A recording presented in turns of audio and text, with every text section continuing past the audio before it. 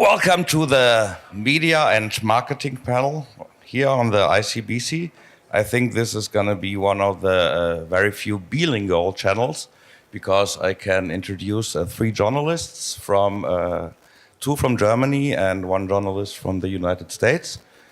And I decided, because it's about German language, it's a language panel, and so I decided to hold it in two languages. So as Anthony said, please get your headsets if you need translation. So I'm proud to present first, next to me is Ophelia Chong. Ophelia is a founder of Stockpot Images and founder of Asian Americans for Cannabis Educations. And before anybody asks, she's not related to Tommy Chong. She's independent.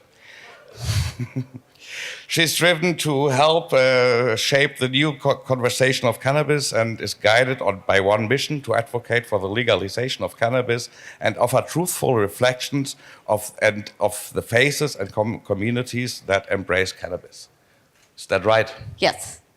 And let's start with the first question, Ophelia, please. Cannabis is being marketed to the mainstream without segmentation, which ignores the diversity of the consumers. How do you suggest cannabis companies evolve their marketing? Well, in the States, we are a little further ahead on education. We have a lot of media outlets that talk about what CBD is and what THC is, and also the history of cannabis started in California with Proposition 215. In 1996, we were allowed to have medical marijuana, right? That's what they call it, medical marijuana for patients. It was started by the LGBTQ community, Dennis Perone and others, to bring medicine to people with cancer and AIDS, because they were tired of getting arrested in a park buying medicine for their partners, for their family. And also Brownie Mary was there too. She was basically a mother of edibles. She made brownies for her patients, her cancer and AIDS patients, because they could only eat small amounts. So she made extremely potent brownies. And so Brownie Mary is the mother of edibles, basically. So they were all arrested and they brought cannabis to California. So we've had it since 1996 legally. And the best growers are in California. So how to market it is we went from the underground to above ground. And so now we had to educate everybody else at what CBD is, what THC is. And so we get a lot of, well, if I take CBD, will it make me high? And I said, no, it won't. It has a different feeling for it. It's a different cannabinoid that's going to go into your body for what you need. And THC should be along with it for our entourage. So it's really educating a lot of people to learn what CBD is. And now in the States, we have CBD hemp, which can go across state lines. So what do you say, it's the new aloe? Yes, a new aloe. But the thing is, people still don't understand what CBD is, because right now we're putting CBD in toothpaste. It's going to go into face wipes, shampoo. But the thing is, you see the bottle of aloe, and I ask you, what is the aloe going to do for you? And you said, well, I think it's going to make me better. It's going to make this better. But do you know why? And most consumers won't. So same thing, you put CBD on a bottle, a consumer will not know why that CBD is good for you. What is it going to do for you? Well, I think it's going to do this, but really, do you want to put stuff in your body that you think is going to help you? You really need to be educated. So that's what Europe needs to have now, is the same education that we have. And there are companies that are coming here that are going to bring CBD for your pets. Like, say, Vet CBD here is sitting here, Dr. Shu. He'll be speaking this afternoon about why CBD is great for your pets. So we have all this education, which you need to bring here to bring to the mass market, because if you don't educate them, then it just becomes aloe, it just becomes lavender, it becomes rose. It has no meaning to it other than just what someone tells you. Thank you very much. And jetzt werde ich mal ins Deutsche wechseln. Neben der Ophelia sitzt der Moritz, der ist der Gründer von Kraut Invest. Das ist das erste B2B-Magazin für Cannabis. War früher Journalist, der Moritz, war ja Journalist auch. Und ist seit gestern, ist das richtig, ist er PR- und Marketingmanager bei Pharmaco oder für die PR- und Marketingabteilung bei Pharmaco zuständig. Pharmaco ist ein Unternehmen, das ab nächstes Jahr 50 Tonnen, insgesamt 50 Tonnen Cannabis, medizinisches Cannabis nach Deutschland importieren wird. Und du hast sozusagen jetzt gerade einen neuen Lebensabschnitt angefangen, Moritz. Und dann will ich dich gerade fragen, wie muss man bei uns oder was muss man bei uns in den Medien ändern, damit Cannabis Mainstream wird? Ja, also wir hatten 2 sehr spannende News, da war ich auch schon in der Kommunikation beteiligt. Das war einmal der 50 Tonnen Importvertrag und dann zum Zweiten auch die Patentanmeldung für die biosynthetische Herstellung von über 180 Cannabinoiden. Und ja, die Kommunikation dafür war sehr spannend und ich kann nur appellieren, dass alle diejenigen, die verantwortlich sind für Unternehmenskommunikation im Bereich Cannabis, sich auf 2 Dinge wirklich besinnen. Und das haben wir auch immer wieder gemerkt in den einzelnen Journalistengesprächen. Das sind die Interessen der Journalisten und dann auch letztendlich der Leser. Es geht hier nicht um Taschen oder Koffer, sondern es geht wirklich um die Gesundheit von Menschen. Wir haben gestern früh nochmal diesen beeindruckenden Vortrag gehalten und wir müssen einfach verstehen, wenn Journalisten kritische Fragen stellen, und als seriöses Unternehmen müssen wir das auch begrüßen, denn wir haben in anderen Themengebieten, jetzt Stichwort Blockchain, wo es auch sehr gute Modelle gibt, von denen auch einige hier sind, gesehen, was passiert, wenn der Hype zu stark, zu schnell aufgebaut wird. Von daher sollten wir unheimlich darauf achten, dass wir in der Kommunikation, in der Journalistenansprache einen offenen Dialog suchen, einen transparenten Dialog suchen, der aber wirklich auch auf Fakten basiert. Wir haben jetzt, es ist nicht immer so einfach, ne, dann wirklich da Daten und Fakten ranzukommen, aber wir haben ja Institutionen wie der Handverband, wie Prohibition Partners, die auch da schon einen guten Job machen und uns in der Kommunikation Materialien an die Hand geben, die wir nutzen können und die auch fundiert sind und die belastbar sind. Wir haben immer wieder kritische Fragen gestellt bekommen und der Austausch war dann aber auch wirklich auf einer inhaltlichen Ebene sehr gut. Du hast ja früher mal für die Taz geschrieben. Die Taz ist ja jetzt nicht unbedingt als cannabisfeindlich bekannt. Aber als Journalist, so als freier Journalist, wie begegnen dir oder wie wird das Thema so von den größeren Medien, von den überregionalen Medien und auch von den kleineren Lokalzeitungen, die, sage ich mal, die von vielen Haushalten gelesen werden, wie wird das da wahrgenommen? Gibt es da noch Vorurteile, viele? Ich glaube, also die Zeit ist eine Weile her. Vor 2 Jahren haben wir einen Umschwung erlebt. Ich glaube, die ICBC war da, wir werden das wahrscheinlich erst im Nachhinein sehen, was für eine Rolle die ICBC gespielt hat. Wir hatten bis vor 2 Jahren eigentlich nur gut oder böse, schwarz oder weiß, legal oder illegal als Thema. Und was wir jetzt sehen, ist, dass wir einen inhaltlichen Diskurs in der Öffentlichkeit haben rund um Markt, um Gesundheit, um Wirtschaft und um Finanzen, ja auch um die Wissenschaft in der Forschung. Und diesen Dialog und den Diskurs sollten wir auch verschärfen. Es ist tatsächlich, was in diesen 2 Jahren passiert ist, beeindruckend. Gerade vor dem Hintergrund jetzt, wenn wir sehen, was anderweitig mit Twitter und Co. auf die Schnelle passiert, dass hier tatsächlich viel Wandel in der Öffentlichkeit stattgefunden hat durch einen inhaltlichen Austausch. Also, das habe ich auch so wahrgenommen und da geht meine nächste Frage an den Tim. Tim Geyer vom Weiß-Magazin ist Senior Editor beim Weiß-Magazin Deutschland. Vorher hat er für den Playboy und für das Focus geschrieben.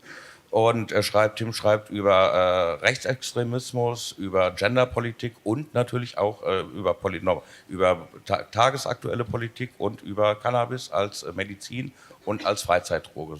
Hast ziemlich viele Artikel in den letzten beiden Jahren veröffentlicht. Und meine Frage ist, bevor du dich du hast dich ja mit dem Thema in den letzten 2 Jahren intensiver beschäftigt, mit dem journalistisch. Hat sich da irgendwas geändert bei deiner Meinungsbildung? Was ist in den 2 Jahren bei dir passiert? Ist da irgendwas passiert? Ja, da hat sich definitiv was verändert. Also ich würde sagen, vor 2 Jahren oder vielleicht muss man sogar noch weiter zurückgehen. Eigentlich muss man sogar zurückgehen bis 2014. Da war ich das erste Mal für den Focus in Colorado, um die dortige wachsende Cannabis-Industrie zu porträtieren. Und davor gab es eigentlich so für mich 3 Player. Es gab die Konsumenten, es gab die Polizei und Staatsanwaltschaft und es gab den illegalen Bereich. Mittlerweile in der ganzen Zeit habe ich natürlich mit sehr vielen Leuten gesprochen und da kamen dann vor allem einerseits die Aktivisten dazu und aber am allerwichtigsten die Patienten. Also eben vor allem seit der Legalisierung von medizinischem Cannabis in Deutschland 2017. Und da hat sich in dem Sinne etwas geändert, dass man das Thema nicht mehr abstrakt behandelt, sondern über die persönlichen Geschichten von diesen Menschen. Und das ist, denke ich, der Knackpunkt, vor allem wenn man das von einer Business-Seite betrachtet, wenn man, wie hier gesagt wurde, Cannabis in den Mainstream bringen möchte, dann funktioniert das vor allem in der Presse, in den Medien über persönliche Geschichten von Menschen, denen Cannabis eben jetzt nicht nur als Freizeitdroge hilft, sondern vor allem auch als Medizin. Und ich kann mal ein Beispiel nennen. Das war im letzten Jahr, da haben wir eine 80-jährige Dame besucht, die 60 Jahre lang Schmerzmedikamente genommen hat, chronische Schmerzen hat, der Opioide verschrieben wurden teilweise. Es hat alles nichts gebracht, es hat ihr eigentlich nur Nebenwirkungen gebracht. Und wenn man dann bei dieser 80-jährigen Dame in Ostberlin ist und mit ihr Haschkekse backt und sie einem einfach ganz rational und nüchtern erklärt, wie ihr das hilft, völlig unideologisch, dann sind das eben diese Geschichten, die was verändern können und die auch Leute überzeugen, die sehr cannabisfeindlich eingestellt sind, sage ich mal. Ja, da muss ich gerade mal nachhaken bei dieser Story. Das ist ja eine geile Story gewesen. Ich kenne diese ältere Dame auch. Das ist die Großmutter meines Kameramanns. Ja, ich bin dem Weiß-Magazin da auch sehr dankbar, weil wir haben die schon vor 3-4 Jahren, hatten wir die auch schon mal in den Cannabis-spezifischen Publikationen vorgestellt. Das hat natürlich kein Mensch wahrgenommen. Ja.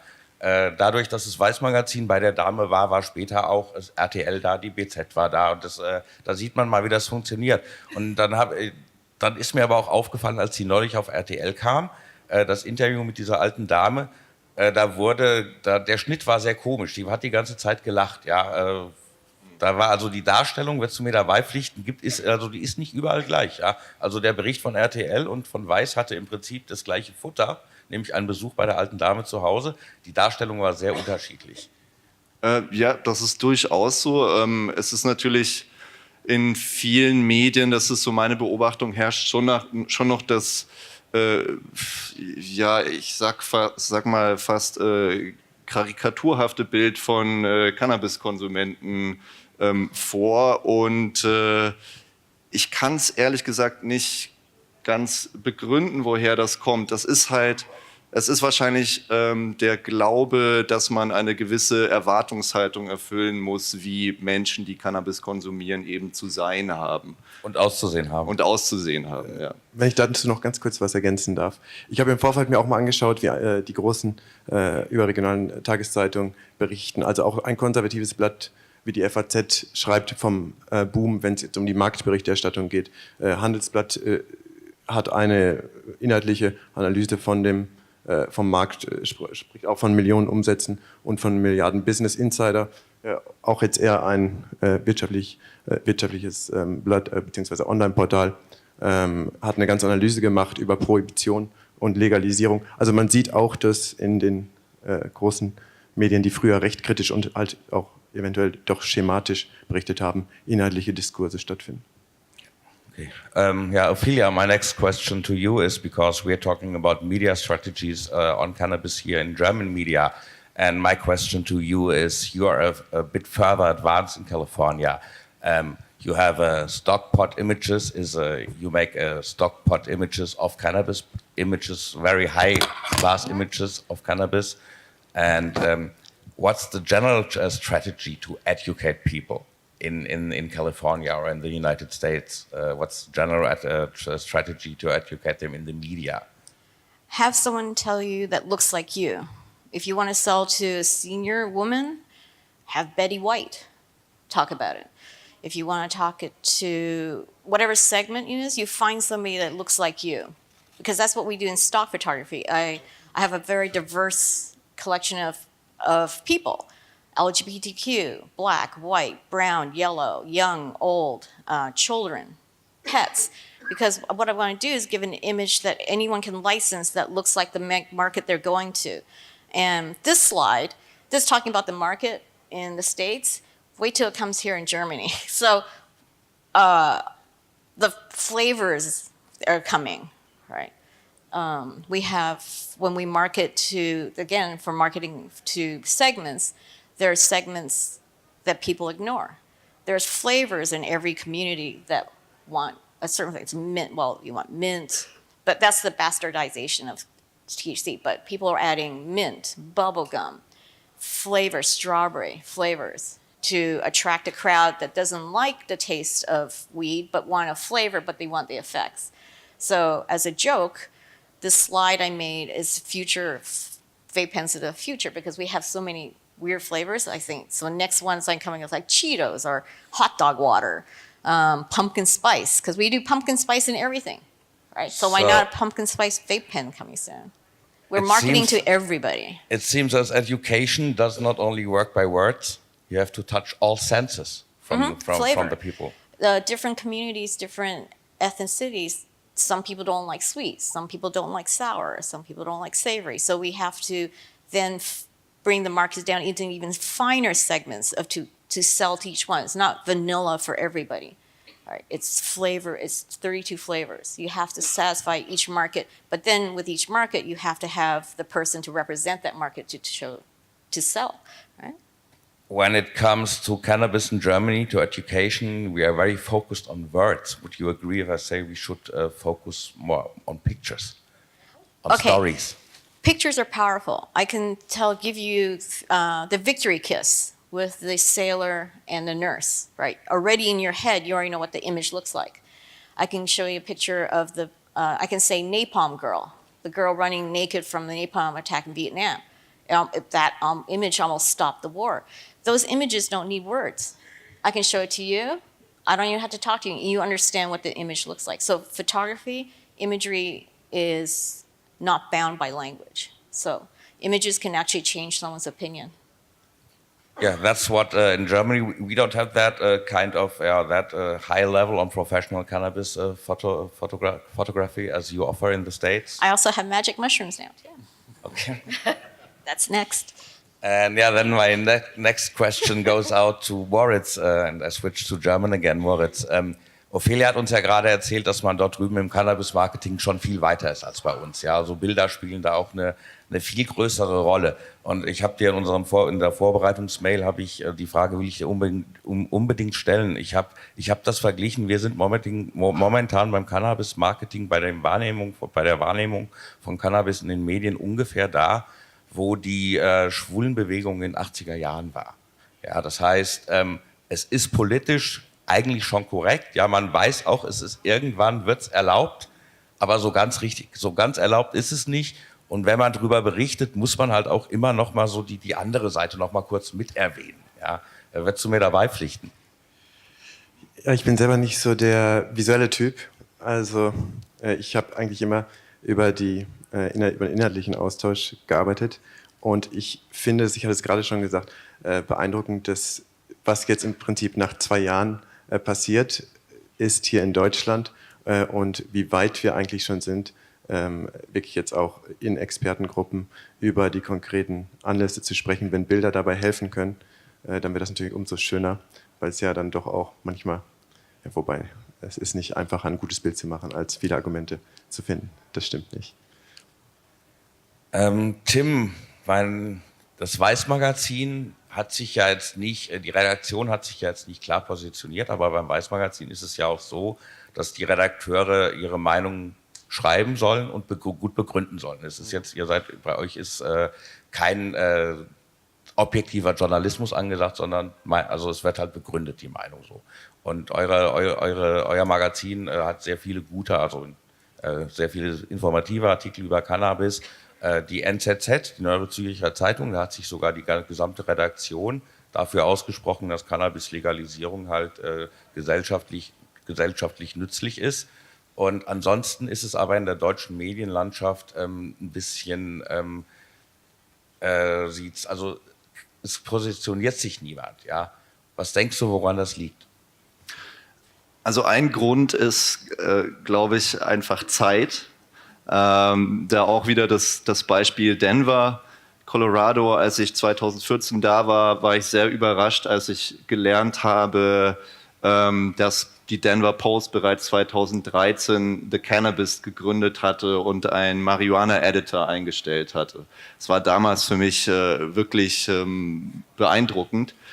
Und dann muss man aber natürlich wissen, dass die Medienlandschaft dort 12, 13 Jahre Zeit hatte, seit der Anführung von medizinischem Cannabis bis hin zu recreational, um sich umzustellen. Und in Deutschland sind es jetzt ziemlich genau 2 Jahre, seit medizinisches Cannabis legal ist. Deshalb, ich weiß, es ist schwer. Wir müssen teilweise noch ein bisschen Geduld haben. Ich merke einfach, dass noch viel Unwissenheit in vielen Redaktionen vorherrscht. Das merke ich vor allem beim Thema CBD. Da kursieren zum Teil haarsträubende Artikel darüber, ob es nun legal ist oder nicht. Wir haben da vor einiger Zeit dann selbst einen Text darüber veröffentlicht, weil wir gemerkt haben, es gibt da einfach wahnsinnig großes Bedürfnis, diese Frage mal zu klären, auch wenn die natürlich immer so im Schweben noch ist in der deutschen Gesetzgebung.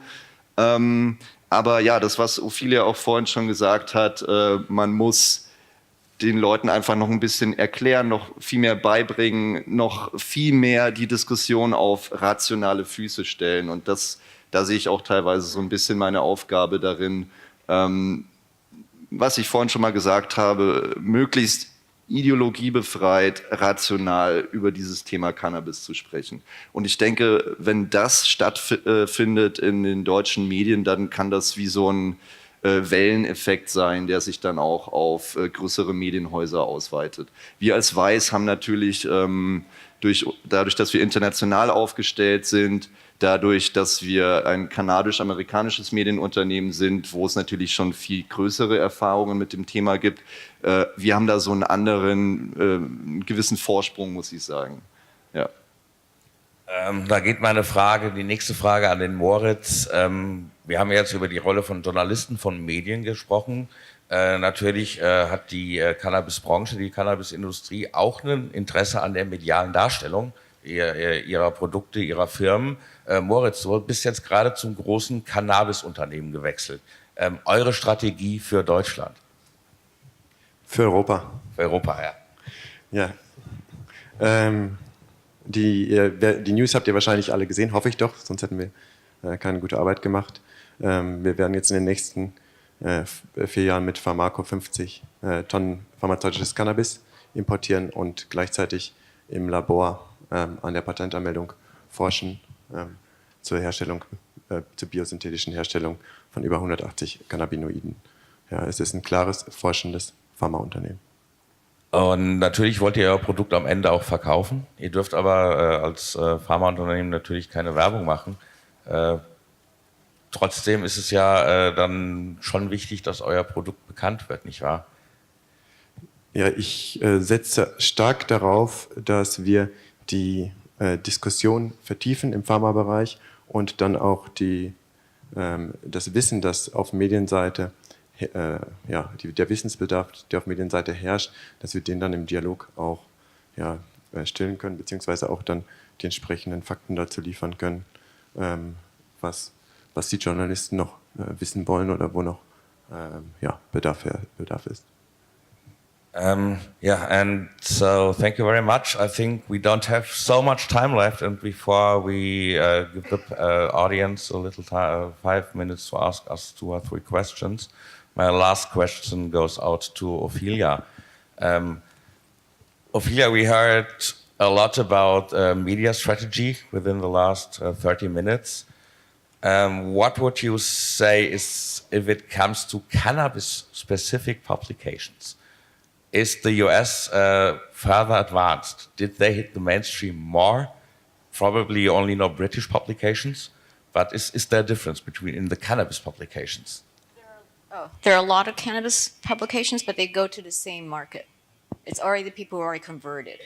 So right now, but then you have Newsweek, Time, Centennial Publications, AMG. They're all putting out special edition cannabis magazines now, quarterly, to reach the new market that the magazines are being sold in drugstores, bookstores.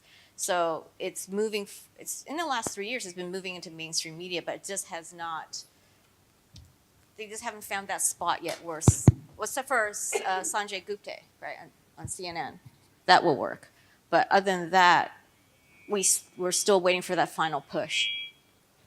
Ja, das wäre für mich dann auch nochmal eine Anregung, falls das andere Medienvertreter hier hören. So eine Wochenendbeilage über Cannabis wäre doch für die Taz oder auch für andere liberale Magazine wäre das doch, denke ich mal, eine große Bereicherung, ja, dass man halt ja zusammen mit der Cannabisbranche, zusammen mit den Leuten, mit den Cannabis-Experten halt mal so eine Wochenendbeilage rausgibt, so wie das Zeitmagazin oder so. Das fände ich doch eine wunderschöne Sache. Wer das hört, vielleicht kann man ja da irgendwann mal in Deutschland ein Projekt starten. So, ich danke euch allen drei, dass ihr hier wart und bevor wir Schluss machen, haben wir jetzt leider nur noch 3 Minuten für Fragen aus dem Publikum. Yeah. Anthony, there's somebody. Okay. We'll start here and then we'll come up to you too. If we got time. We're going to keep it brief. Kommst ran, Andreas. We're getting hungry. So I've heard this is a panel where we're talking a lot about marketing, and we've also been talking about CBD. It is when we talk about CBD, we're generally talking about low THC cannabis because there is the rest of the cannabinoid profile that's important to be aware of. My question is, why do you think CBD is still the term that we use in marketing when it is technically incorrect?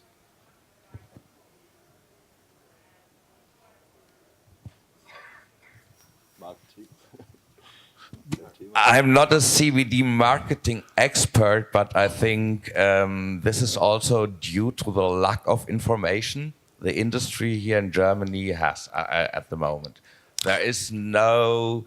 Maybe somebody should create a new strategy or a new wording. I think it's because CBD is the new buzzword, right? CBD is in everything. CBD toothpaste, CBD lotion, CBD mouthwash. So people who have tried CBD, people who extol the virtues of CBD, it's become the thing. So no one wants to buy, no one knows what CBG is or CBN. No one's like, oh, I need to sleep, I need a high CBN joint. They just think CBD will make me feel better, and that's the thing. And so that's on us to educate more people about all the cannabinoids and different terpene profiles and all those different effects, I think. But you know how it is. Somebody makes a pet rock, and then all of a sudden everybody else has another pet rock or some sort of thing. People always want to jump on the hot thing. So CBD shoe leather or CBD fruit chews or whatever, it's just everywhere.